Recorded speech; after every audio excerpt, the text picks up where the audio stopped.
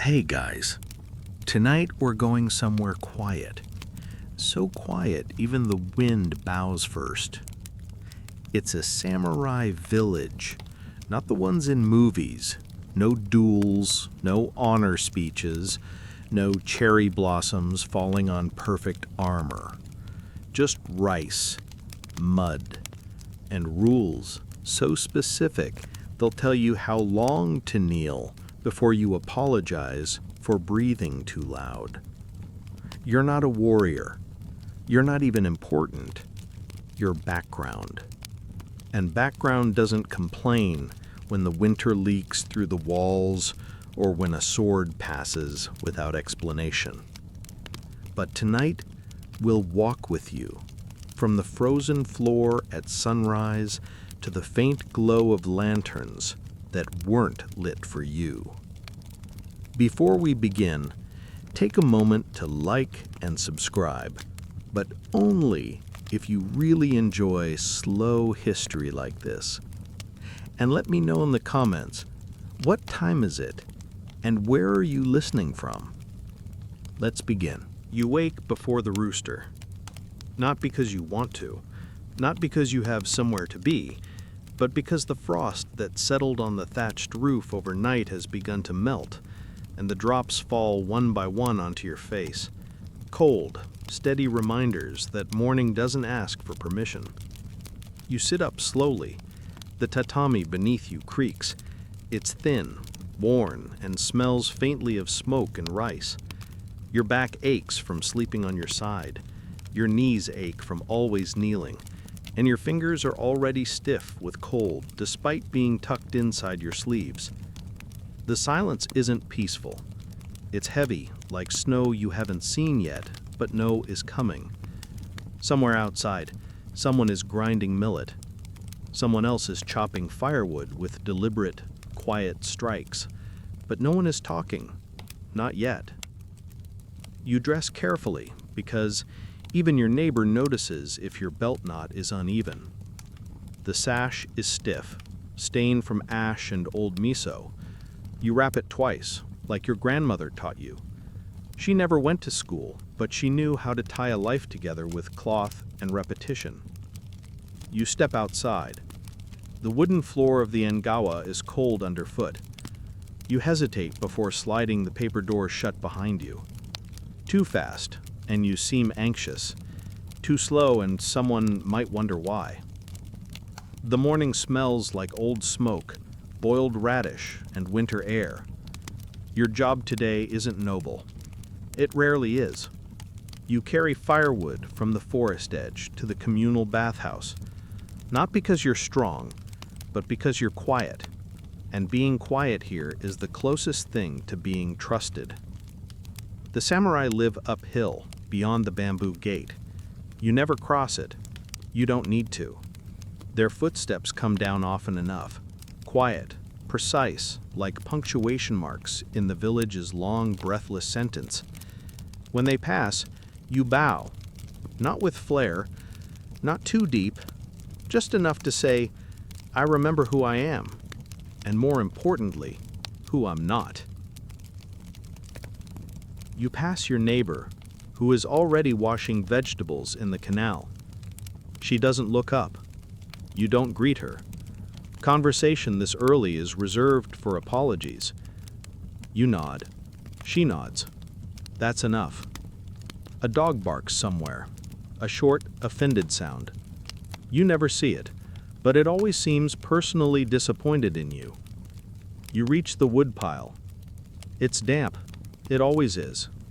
You begin stacking the lighter pieces in your rope sling, careful not to jostle the nest someone built there last week.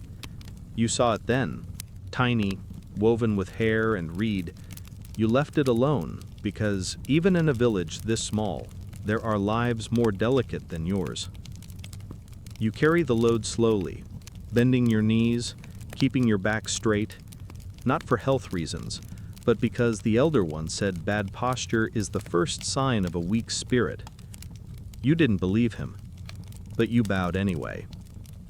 You pass the local shrine. A crow is sitting on the gate, watching you with the specific judgment only birds seem to have perfected. You bow to the shrine. You don't bow to the crow, but you think about it.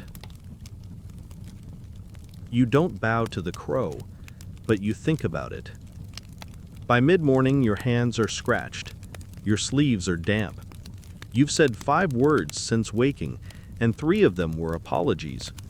You eat a small rice ball by the side of the bathhouse, behind the woodpile, not because you're hiding, but because people get uncomfortable when you chew near them. You finish quickly. The rice is cold, but there's umeboshi in the middle. Sour, familiar. It reminds you that your mouth still works. Your next task is laundry. Not yours, of course. The samurai's. You carry the bundle down to the river. It smells like sweat, horse, and perfume. You're not supposed to judge that combination, but you do. At the river, you scrub slowly, careful not to bruise the fabric. The soap stings your fingers. The water numbs them. By the end, you can't tell if you're clean or just missing sensation. You hang the clothes on the line strung between 2 cedar posts. One of them is leaning slightly. You want to fix it, but it's not your job. And that's a rule that never gets spoken, only learned. Around midday, the village bell sounds. Not for you. It's a signal for someone else. You're not sure who. But you pause anyway, just in case it means you. You sit briefly near the storehouse. It casts a long shadow. You keep your legs tucked under. No one likes to see feet. You close your eyes. Not to rest, just not to look at anything. The smell of dried persimmons and old straw drifts from the loft. A child coughs. A rooster crows late. The sound echoes like it forgot its own purpose. The rooster crows late. The sound echoes like it forgot its own purpose. Someone walks by. You open your eyes. It's a merchant, not from here. His robe is too clean, his teeth too confident. He doesn't bow. You bow anyway. Out of habit, out of safety. In the afternoon, you help rake the courtyard outside the magistrate's hall. The pattern matters. Straight lines, curved turn, reverse sweep. Someone once messed it up and had to redo the whole thing at night. No one remembers their name, but everyone remembers the mistake. That's how memory works here. You are handed a note by a messenger boy. You bow. He doesn't. He's from the city. You read it. It's not for you. Wrong person. You fold it again. You don't ask questions.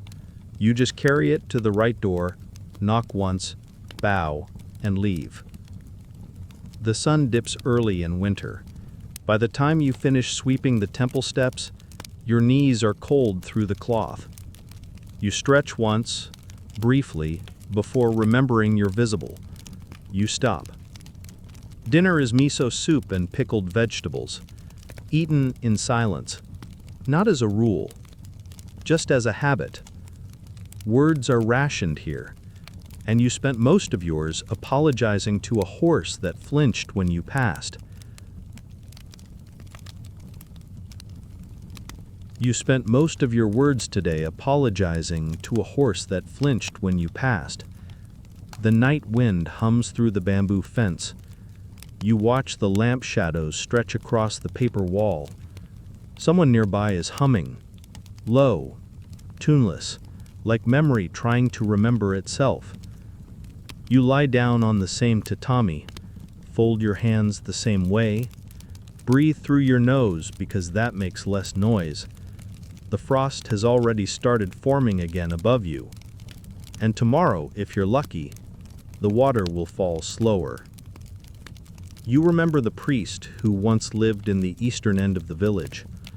Not a samurai, not even someone official, just a man who walked too slowly and bowed too deeply, and kept a garden behind the shrine where no one was allowed to step. He used to say, "A whisper is the only sound the gods trust." You think about that sometimes, especially when no one else is around, and the silence grows so full it feels like company.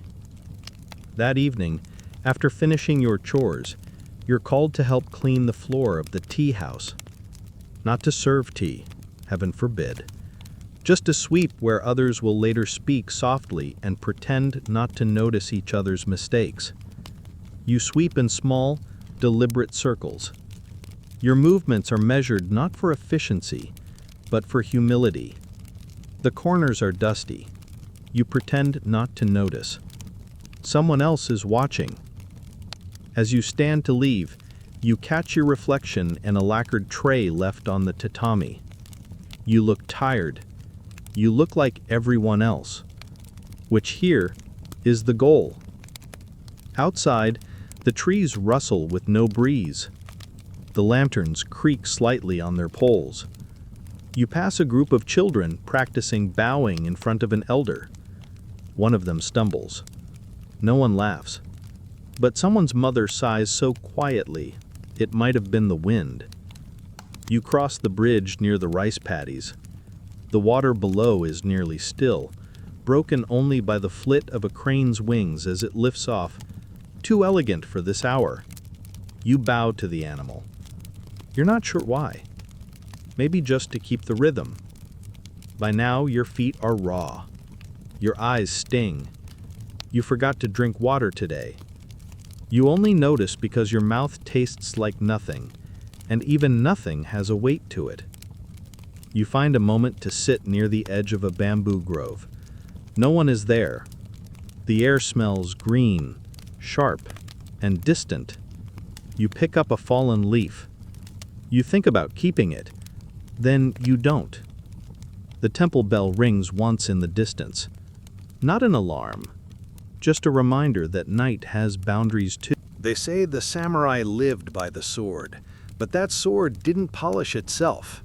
Didn't get sharpened without fingers that bled, didn't slide into a sheath without someone mending the leather, drying the lacquer, or binding the wooden frame with silk. For every blade that gleamed, there were a dozen hands behind it, quiet, unseen, calloused. And tonight, that's who we'll sit beside. Not the samurai, but the ones who made the silence around him possible. You wake not in armor, but near it, in a storehouse that smells of cedar shavings, oil, and rain-damp straw. The katana on the rack glows dully in the faint light, but you don't dare touch it. Your hands are cracked from polishing the blade the night before. You were careful, as always. One wrong wipe, and the edge takes a sliver of your finger. The sword doesn't care that you're a servant. It will bite anyone. That's the one thing you respect about it. You stretch quietly. The master's house is not far, just up the slope, past the koi pond and the gravel path you raked yesterday.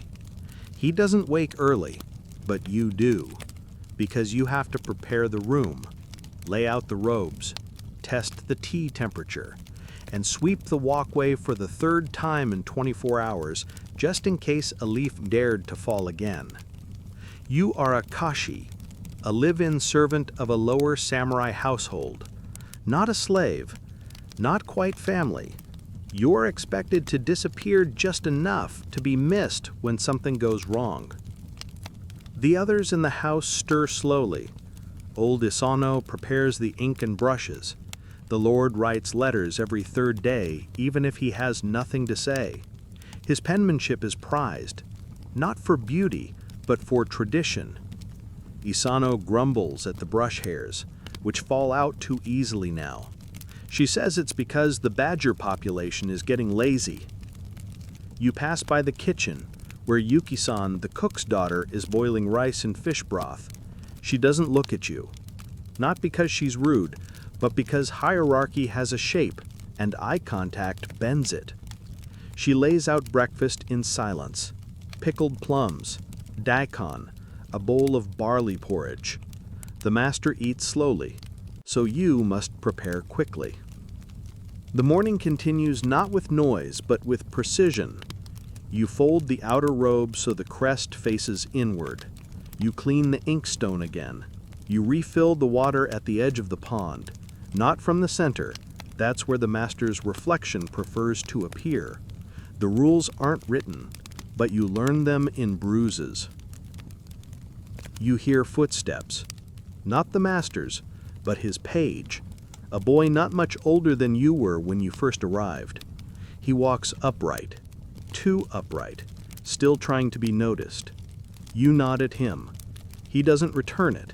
Maybe because he's proud. Maybe because he hasn't yet learned that most power lies in watching things without reacting. Later, you carry a message to the swordsmith, not for a new blade, but for maintenance. The sword hasn't been used in months, but it must be ready, always ready. The swordsmith is an old man with 3 fingers missing. He doesn't shake hands anymore, for obvious reasons. You hand him the note. He reads it silently, nods, then goes back to sanding a piece of folded steel. He doesn't speak much. Swordsmiths rarely do, but you once heard him mumble something late at night when the wind was loud and the coals were still red. A sword is just a question. How you answer it, that's the difference between peace and a funeral. On your way back, you pass the bathhouse. 2 maids are scrubbing the wooden planks with vinegar water. Their hands are raw, their sleeves soaked. One hums softly. The other scowls at her. Music, she says, invites spirits. The humming stops. In the afternoon, the tutor arrives. A calm man with too much patience and too few smiles. He teaches the master's youngest son how to write poetry. The boy would rather chase beetles, but he holds the brush with both hands as instructed. You serve tea, not too hot, not too weak. You leave the room before the first verse ends. In the courtyard, an armor polisher oils the breastplate, kneeling on a reed mat. He speaks to no one, but he always hums a tune that no one recognizes. It's not a work song, it's a memory. You never ask whose. You know the other servants by their sounds. Isano coughs twice before entering a room. The cook slams her cleaver once before cutting vegetables. The stable hand mutters apologies to the horses every morning. No one tells you their stories, but you begin to collect them anyway, by rhythm, by sound, by scars. That's how memory works when words are rationed. Some nights the master drinks too much sake and recites war tales no one dares to challenge. He's never seen battle, but his grandfather did, and that's close enough. You stand near the door during these moments, ready to refill his cup, but not too quickly. If you're too efficient, he thinks you're rushing him. If too slow, you're disrespecting the tale. One night, he tells the story of a blade that sang when it cut through air. Everyone nods solemnly, except the page boy who mouths the word wind and nearly laughs. You hide your smile behind your sleeve. No one speaks of what happens when the samurai lose their temper, but the floors remember. The paper walls patched in certain corners remember. The maids who used to serve but no longer live here, they remember too. You sometimes visit the town for errands. There, your robe blends in, but your walk gives you away. The townsfolk step aside, not out of respect, but familiarity. They've seen people like you before. Quiet, neat, and exhausted. You don't linger. The fishmonger overcharges you. The paper merchant asks if your master is still unwed. You say nothing. You pause by the temple steps on the way back, not to pray, just to sit. The stone is cold. The wind moves your sleeve like it's trying to remind you of something you forgot. You once dreamed of learning swordsmanship yourself, but dreams here are like tea leaves. read only after the pot is empty. You return to the estate before sunset. The master is asleep in the garden. You rake a fresh path through the gravel near him. Not because he asked, but because if he wakes up and sees a stray leaf, the silence will break in the wrong direction. That night, you help mend a frayed hakama. Your fingers move by habit, stitch by stitch, shadow by shadow. The moon rises slowly, brushing the tops of pine trees like it's reluctant to disturb the village. Once, a visiting guest asked your name. You told them. They forgot it before the tea cooled. You don't blame them. Most people remember the sword. Few remember the hand that carried it into the room. You wake again the next morning. The same straw mat, the same smell of oil and silence. The sword still rests on the rack. And you, as always, sharpen the silence around it. Some days you wonder, if your life were a poem, what would the final line be? Maybe something about how the sword glints best just before it returns to the scabbard? Or maybe just, the tea was warm today, and that is enough. Some things in a samurai's life were written down. Contracts, lineages, sword laws. But other things were only whispered, passed from one mouth to one ear, like a breath meant only for the stillness between thoughts. Things like where to bury your comb so your luck wouldn't rot, how to fold your death robe so the spirits would recognize you, why you never walked into a room with your left foot first on certain days of the 9th month. The manuals didn't say these things, but the housekeepers remembered. And the old man with white eyebrows at the back of the temple, they remembered too. You wake in a room that smells like smoke and salt. A small wooden altar sits in the corner. You didn't build it, it was here before you. There's no icon, just a folded paper charm, a piece of charcoal, and a bowl of rice with 3 grains missing. You don't ask who took them. The room is quiet, but not empty. The air feels heavy, like someone left a sentence unfinished.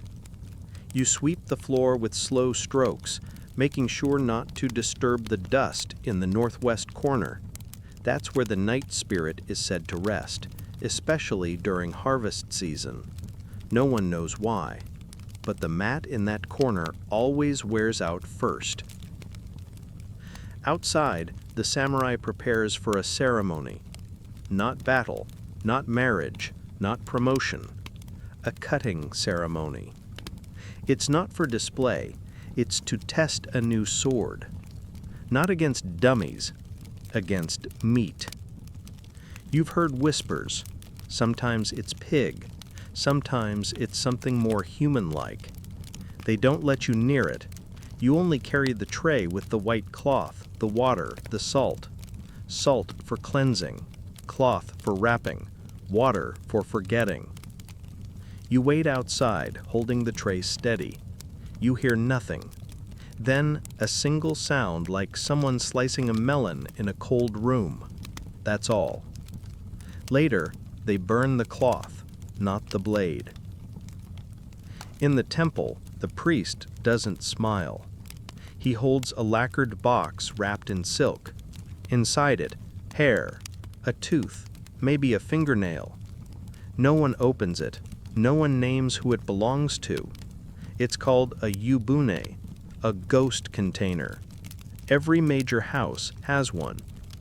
You're not supposed to ask where it came from. You just bow when it's carried past. One time, a new servant sneezed when the ghost box passed. She's not around anymore. Either transferred or noticed. The rituals pile quietly into the routine. Sweep before sunrise. Burn incense on odd-numbered days. Don't say 4 too loudly. It sounds like death. Don't clip your nails at night unless you want to wake up, visited. And if a sword falls from its stand, don't pick it up right away. Let it rest. Let it decide if it wants to be lifted again. You remember the story the stable boy told you last winter, about a samurai who killed 7 men in battle, then walked home barefoot through snow. He left no footprints, not one. When they checked his sandals the next day, there was no snow on them. You asked the stable boy if it was true. He shrugged. True enough, he said. And that's how most things work here. Not true, just true enough to make you look over your shoulder a second time. One evening, the household prepares for a night cleansing. The master walks through every room with a branch of sacred sakaki leaves. He mutters something.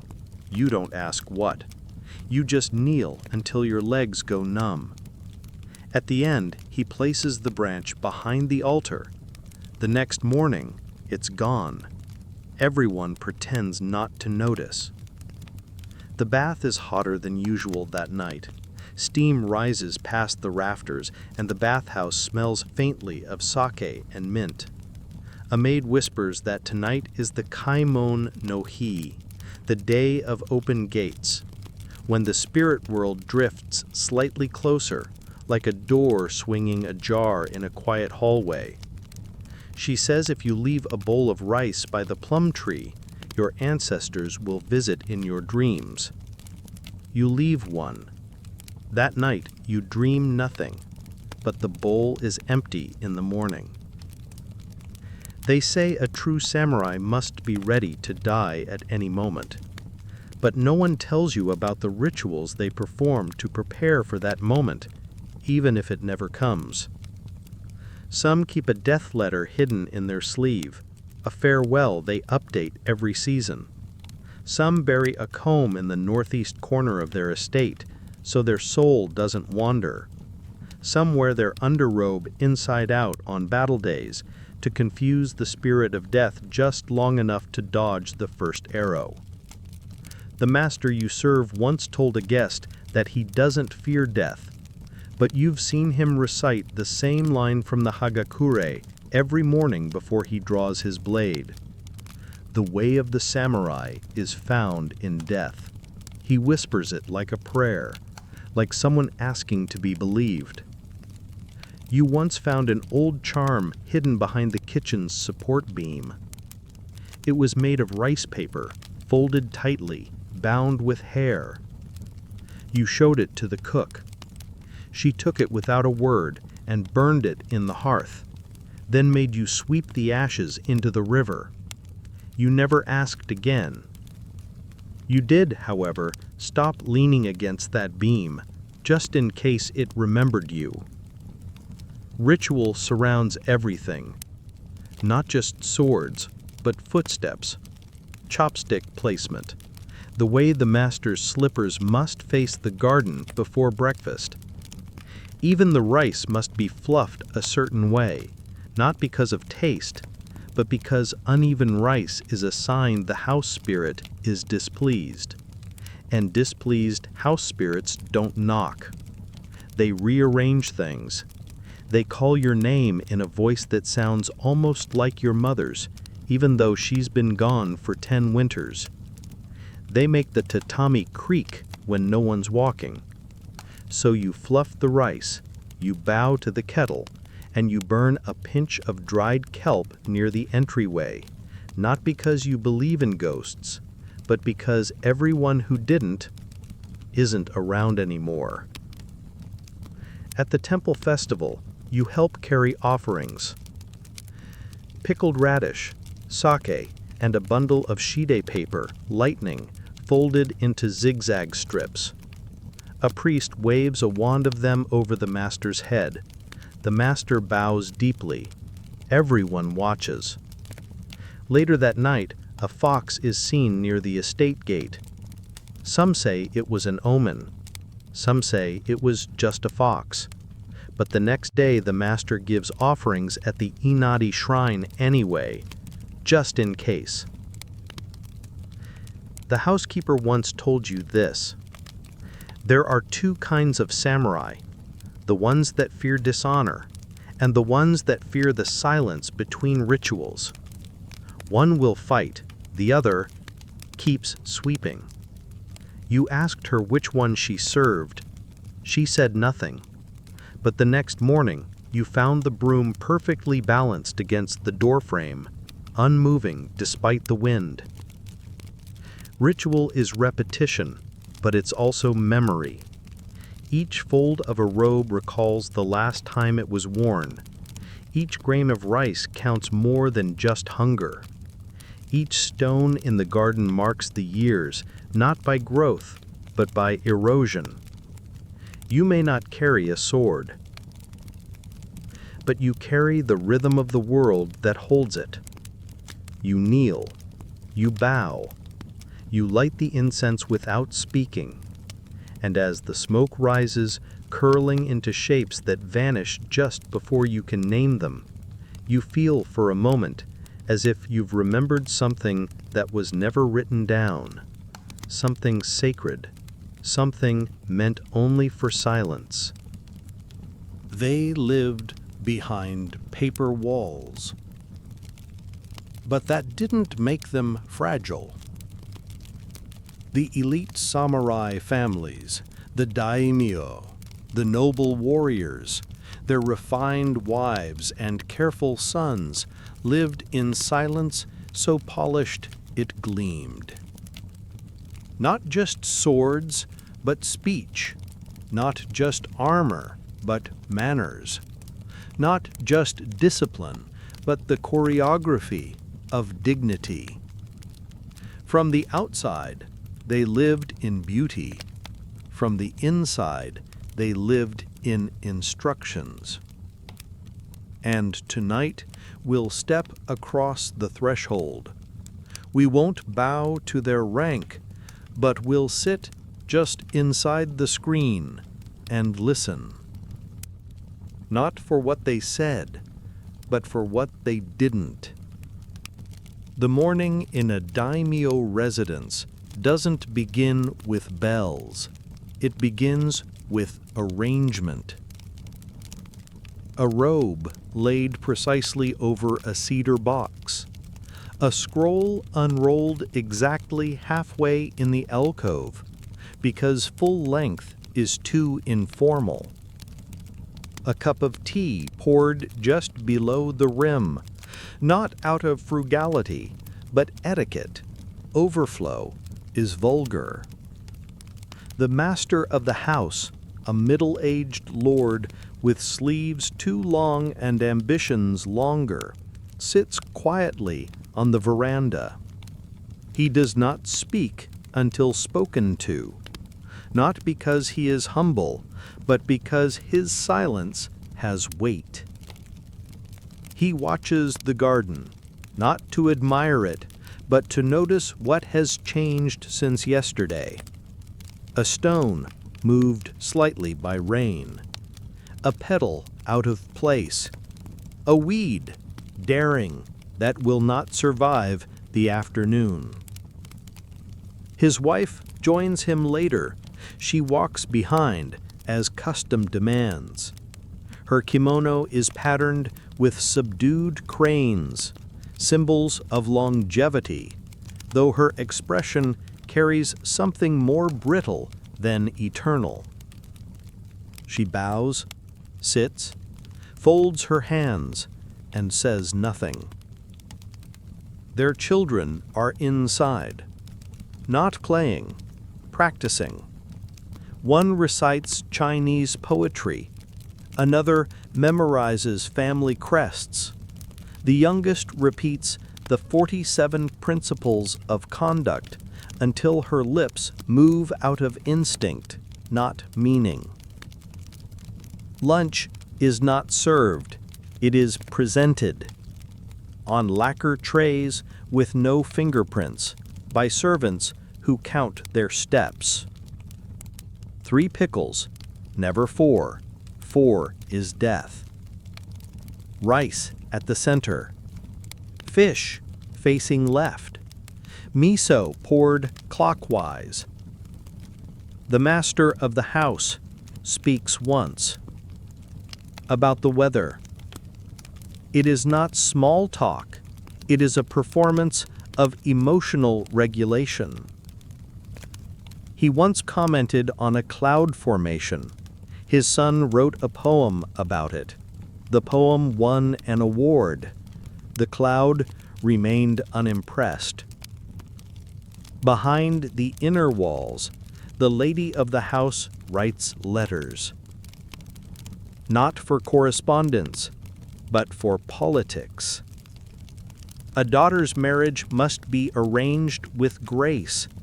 A cousin's misstep must be smoothed with condolences so veiled the offense disappears in the folds. Her handwriting is a weapon sharper than the tanto in her dressing case. You once saw her dip her brush in ink, then pause. Her hand trembled, not from age, but from knowing that one wrong stroke could be interpreted as disrespect. In elite society, calligraphy is not art, it's evidence. The household is filled with staff. Not just servants, but specialists. A fan-folding attendant, a mirror keeper, a go-between for disputes so minor they can't be spoken aloud. The mirror keeper's job is to store and clean mirrors so that no one ever sees themselves too clearly or not clearly enough, because reflection is a private event, and in this house, privacy is sacred and timed. There's a hall of weapons no one uses, each sword displayed vertically, wrapped in cloth, and flanked by family names carved in delicate gold. They are not here for defense. They are here to remind everyone that violence has been outsourced to memory. At night, the lamps are lit by hand, not too bright. Too much light suggests vulgarity. Shadows are desirable. They soften the sharp corners of rank.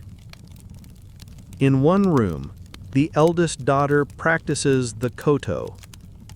Not for pleasure, for demonstration. She must be ready to play if a guest requests music, but not too skillfully. A woman who shines too brightly is hard to marry. He once commented on a cloud formation. His son wrote a poem about it. The poem won an award. The cloud remained unimpressed. During formal visits, the master hosts from a seated position. He nods without smiling. Smiling invites interpretation. He pours tea for the guest, but not himself. Hospitality is asymmetrical. The room has been prepared days in advance. The scroll in the alcove was chosen specifically, not for beauty, but message. A line of poetry about mountain stillness to convey the family's restraint, or perhaps an image of pine trees, strength without arrogance. Every object has a function. Every silence has a purpose. A retainer once entered the garden too quickly and startled a crane. The crane flew off. The family's fortune dipped the following week. Coincidence, of course, but the retainer was reassigned to a quieter post, counting incense sticks in the storeroom. The lady of the house keeps a journal. It is locked. The key is hidden beneath a jade comb she never wears. The journal does not recount events. It records tone. Who bowed too quickly? Who brought the wrong gift? Who lingered in the hall and didn't know when to disappear? In elite homes, memory isn't what happened. It's what should have. Children are not hugged. They are corrected, bowed to, and instructed. Affection exists, but disguised as attentiveness. A perfectly tied obi, a quiet question about a recent lesson. Love wears formal slippers in this house. You once carried a message into this household. You were told not to speak unless addressed. You weren't addressed. You waited in the side room, kneeling for what felt like an hour. The floor was polished, the air still. On the wall, a scroll read, "Even the wind bows to order." You weren't sure what it meant, but you kept your eyes low and breathed as softly as possible, just in case the wind was listening. In private, the elite suffer quietly. The wife nurses her anxieties behind tea steam. The heir recites loyalty vows to a father who speaks to him only in directives. They do not cry. They do not protest. They remain composed because grace under pressure is the last freedom left to them. And yet, behind all the rigid beauty, something human pulses. The koto string, slightly out of tune. The robe's hem, sewn just a breath too short. The garden stone that never quite stays centered. Little signs that even perfection leaves room for breath. A visiting noble once tripped on a koi pond stone. The koi have not stopped gossiping since. The samurai elite were not just warriors. They were symbols, living calligraphy, practiced, precise, and impossible to alter once written. But within the brushstroke was still a hand, and behind the posture was still a person, holding their breath. So the next time you see an old scroll or a silent garden behind a wooden gate, know that someone once stood there, not speaking, not moving, but feeling more than they were ever allowed to say. The samurai world was built on silence. Not just the silence of sword strikes and tea ceremonies, but the deeper kind. The silence where secrets wait, where messages pass without sound, where battles are lost before a single arrow flies. Everyone knows about the warriors, but tonight we won't follow the one in armor. We'll follow the one in plain robes, the one who never stood in front, but always stood close enough to listen. You're entering a world where even footsteps had motives, and every folded letter could undo a kingdom. You begin in a merchant's house, not yours, not theirs, really. It's a safe house, or maybe a dead end. You can never be sure. Your robe is dull, your eyes lower than necessary, your words few. That's the role. Forgettable, neutral, not quite servant, not quite scholar. You sip tea, slowly, not to enjoy it, to measure timing. You're a messenger, but not the official kind. You carry information wrapped in casual greetings. The way you say, "The harvest was thin," might mean, "The soldiers are restless."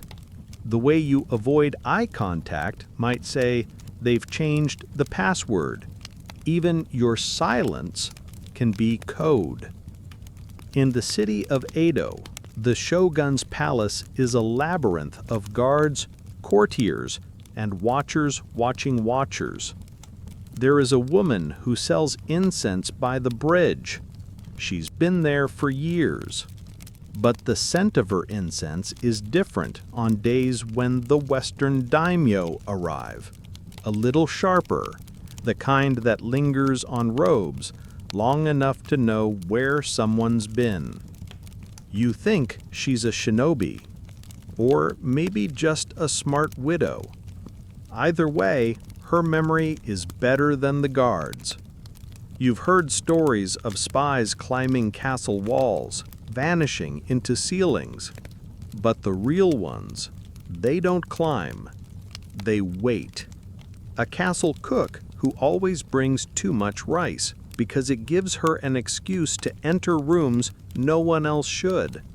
A scroll binder who handles diplomatic letters and happens to fold 2 of them inside out.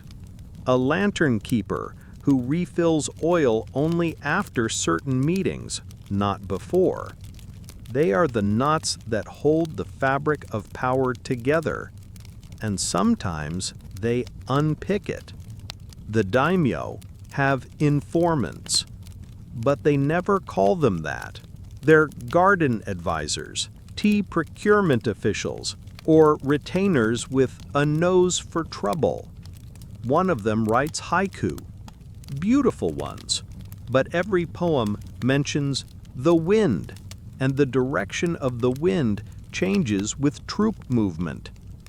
His poem about the wind from the east disturbing the cranes caused an entire battalion to relocate. The cranes were unbothered. At night, you return to your room with no windows. You light no lamp. You write in the dark. Your brush doesn't record facts. It records tones, whispers, small gestures. Who hesitated at the name of the shogun? Who smiled too long at a gift from the north? Who folded their robe left over right, the way you only do for the dead? You don't draw conclusions, you just send the letter. Someone else will decide what it means. Your job is to notice. There are shinobi, real ones, but they don't wear black. They don't run across rooftops. They're accountants, monks, stagehands in traveling no troops. They sit at the edge of the frame, where the noise never reaches, but the story still unfolds. One such man you knew pretended to be a blind storyteller. He never looked at anyone, but he could describe their sandals, their cough, whether their rice smelled imported. He was just a performer, until the lord he served never lost another negotiation. In one province, a tea master was executed for treason. His crime? Changing the type of tea leaves he served to different guests. It took months to realize he was marking alliances. Green tea for loyalists, roasted barley for traitors, no tea at all for those who weren't worth watching. Turns out the one person he never served tea to became the next shogun. Bit of a steep price for bad hospitality. Spying wasn't always about secrets. Sometimes it was about delay, distraction, diplomatic fog. A noblewoman once hosted a rival lord's retainer for dinner. She served him the best food, complimented his poetry, admired his fan, and in doing so, kept him from delivering a message on time. That message would have stopped an ambush. It arrived late, and the ambush arrived early. History remembered the battle. No one remembered the fan. You travel now with a folded paper tucked in your sash. It's blank, but the fold itself is a signal. Left crease longer than the right? Proceed. 3 equal folds? Wait. An extra notch? Someone's watching. The code changes monthly, sometimes weekly. Once, it changed mid-conversation. That was an awkward lunch. You once bowed to the wrong crease. You're still not sure if you approved a treaty or insulted someone's ancestor. There are scrolls that never make it to the official archive. They're burned, or buried, or hidden in statues. There are men whose names appear only once in records, then vanish. There are letters that say everything except what they mean.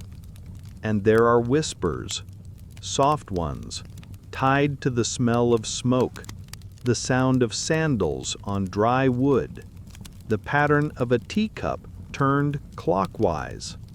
This is the language of diplomacy, of espionage, of empires built on inference. You once sat beside a fire with a samurai lord. He didn't ask your name. He asked how many paces it was between the main hall and the garden gate. You told him 23. He nodded. Later that night, the estate changed its patrol routes. You weren't thanked, you weren't mentioned, but you were moved to a better room with a window. Spying was not dishonor. It was trust of a particular kind. Trust that you would see everything and say nothing. That you would carry the weight of knowledge and the silence it required. And sometimes that silence was heavier than any blade. So tonight, as you sit in the dark and listen to the rain tap gently on the paper walls, know that somewhere a message is being written. Not in ink, but in pause, in posture, in a sideways glance. And that message may change everything, or nothing. But you'll remember it anyway, because that's your job. You are the quiet between the lines. And without you, the sentence never finishes. The end didn't come with fire. It came with paper, with permits, with uniforms, with quiet decrees delivered by men in coats instead of armor. The samurai world didn't shatter. It dissolved, slowly, thoughtfully, almost politely. One morning, a sword wasn't worn. One evening, a rice tax was collected by someone with no crest. And then, one day, a boy bowed with his hands in his pockets. That's how it began. The disappearance wasn't dramatic, it was detailed. You wake to the sound of wooden sandals, but the rhythm is different now, sharper, faster, heavier. A government officer is visiting. He doesn't bow the same way, doesn't pause before crossing the garden stone, doesn't notice the scroll hanging in the alcove, or worse, notices but doesn't care. Your master puts on his robe anyway. He still ties it the old way, still fastens his sash without help, still looks at the sword on the wall, then walks past it. The officer leaves a document, a registry form, with instructions, with boxes. Your master signs it without blinking, but that night he forgets how to sleep. In the village below, the sake shop is closing, not for lack of customers, but because the owner's son wants to modernize. He speaks of trains, of telegraphs, of factories that don't stop for rain. You used to bring rice balls there for your master's private guests. Now the rice is wrapped in paper instead of cloth. The shop's new manager calls it efficient. The samurai once ruled from silence. Now they're ruled by paperwork. The new rice wrappers are printed with slogans. One says, "Order and Progress." The cook used it to wrap pickled plums. The irony was delicious. You remember when the sword was still sacred. It sat in a wooden case above the entryway, never drawn, never handled, but always there. Now it's been reclassified, no longer a weapon, a relic, to be surrendered, or sealed, or taxed. You open the box one last time. The sword still gleams, but the light feels different, like it's shining on a memory that forgot how to protect itself. The master no longer has retainers, just two clerks. They take notes during meetings. They don't kneel. They wear boots. One of them slouches. You look away. There are rumors that some samurai are rebelling, forming pockets of resistance in the mountains, living by the old codes, refusing to bow to time. But they never send letters, and the mountains are quiet. Some say they never existed. Others say they still do. You wonder which is lonelier, being forgotten or remembered incorrectly. The youngest son, now grown, wears a uniform, not armor, a Western-style jacket with brass buttons. He walks stiffly, like the fabric is still learning how to move. He tells you about a school he will attend in Tokyo, where they learn economics and German. You ask if they still study the classics. He says, only when they're useful. Then he ties his shoes and leaves. He doesn't take the family crest with him. The lady of the house has removed her mirror, not for shame, but because her reflection no longer matches the world outside. She writes fewer letters now. No one responds, not because they're rude, but because the post office only delivers on odd-numbered days. One morning, she begins writing a poem, then stops. She burns it, not out of sorrow, out of preference. The silence afterward is clearer. You visit the family temple alone. The path is overgrown. The lanterns have moss. The incense holder is empty. But the bell still rings. You strike it once, softly. It echoes longer than before. You think that's a good sign. Or maybe no one has struck it in months. Echoes get lonely too. Inside the shrine, the priest's robes are frayed. He no longer chants in full, just the beginning lines. He says the spirits don't need reminders anymore. They've heard everything. Still, you bow, just in case. At home, the scroll in the alcove has been replaced. It no longer bears poetry. It's an announcement. A new district ordinance regarding water usage. Printed, straight, cold. You miss the old one. It mentioned cranes.